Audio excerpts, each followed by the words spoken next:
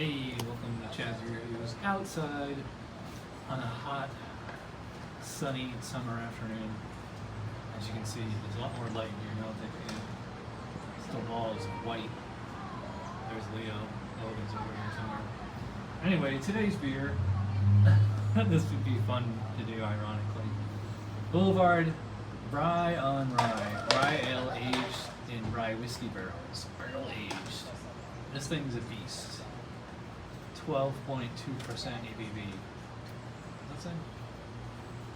So these are enjoyed by December 8th, 2023. So it's probably bottled December 8th, 2021, which would make it, about 7 months old.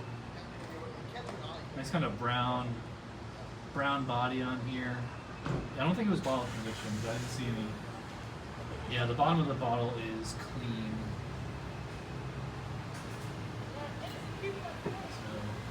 Force carved on this one.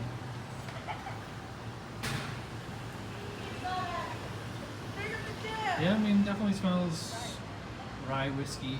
You can see the legs on the glass there, like just that clear coating. That's just straight up alcohol. So I'm getting like a whiskey character, woody vanilla.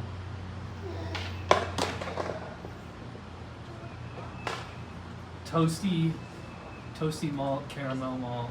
I'm not getting like rye per se.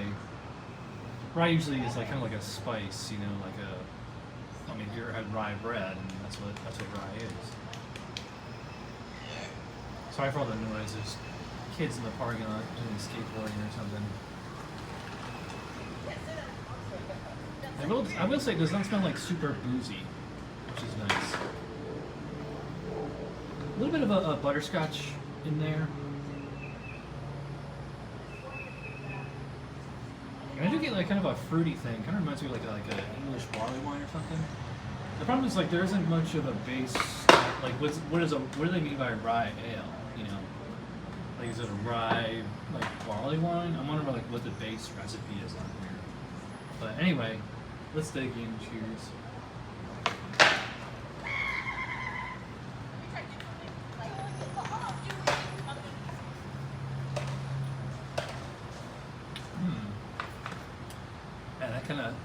Kind of burns the throat a little.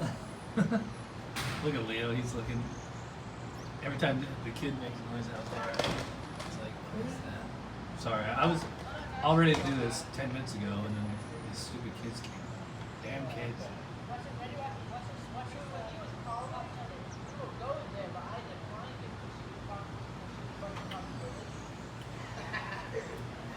So I'm trying to see like what I get out of like a base style on this thing. It's kind of like, I definitely get like a toasty caramel malt. I would not call this, you can tell by looking at it, like this is brown. So it is definitely not a stout, and it's really, I don't think I would put it in porter either. And it's actually, despite the brown color, I don't think it's like, you could really call this like a brown ale. It's 12.2, brown, unless like using like half the water or something.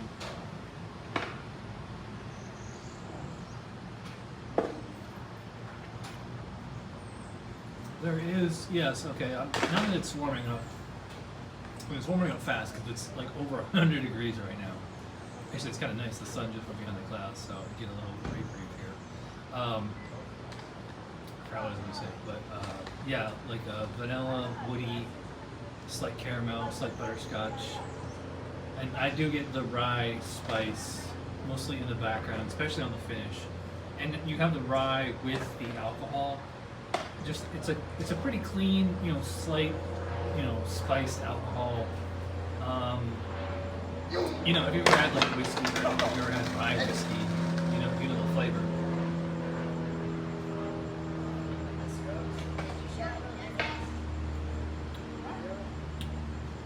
Finish is pretty sweet. Yeah, quite sweet. I would not call it. It's not so far to the edge of the dial where it's just straight up cloying or anything like that. But yeah, it's definitely more sweet than anything, and it does, because it's such a big beer. 12.2. A lot of alcohol in there to kind of like clean the sinuses.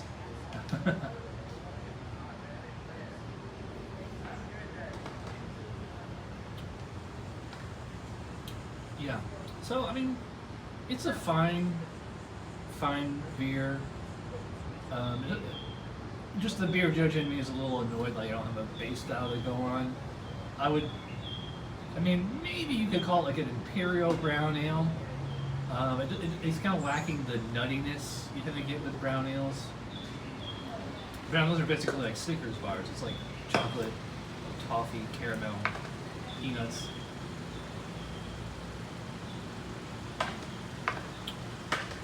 There's definitely butterscotch or toffee or something in there. So I think like the big style of this might be English barley wine. I will say it is not especially hoppy.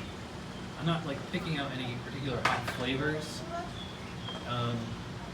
but there's still enough hops plus with the rye spice to add some kind of balance.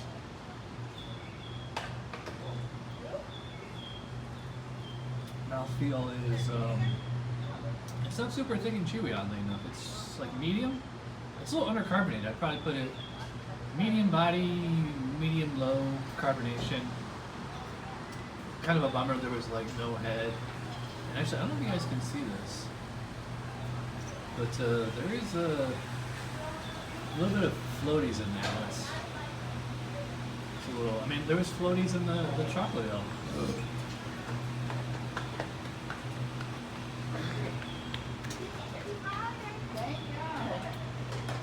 So yeah, I will say this is a little bit better. This is better than the chocolate ale.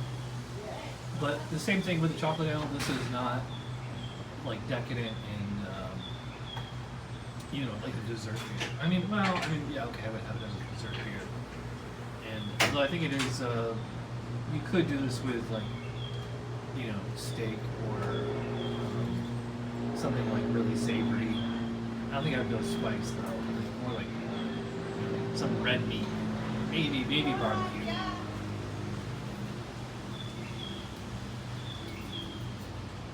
Or like you could do it as a dessert, like with like plain cheesecake, vanilla ice cream, something like that. Nothing that's gonna like really distract from the palate. As far as rain goes, again, kind of like with the chocolate ale, it's good. It's not great. I can't remember how much I paid for this. I think it was like $5 or $6 a bottle. Since it's 12.2, I assume I paid a little bit more for this one than the chocolate ale. So it was either $5.99 or $6.99 for the bottle, which it seems inflated. This kind of reminds me of? It reminds me of like one of those like Kentucky bourbon barrel or Kentucky, like remember that like new Kentucky ale brand is where they just like age everything in Kentucky barrels, which may or not be like bourbon barrels. They may just be just straight up regular barrels. I'm not really getting like a lot of barrel character on this. I'm just getting like kind of like a background, rye spice and just kind of a general woody vanilla flavor.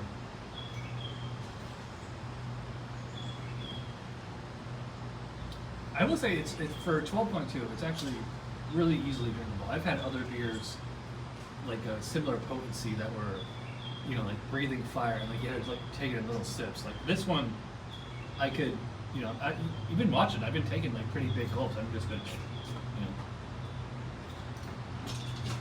like a lot of the Goose Island bourbon counties for the last few years, like those are sippers because they're so, intense, like 13, 14, 15% ABV.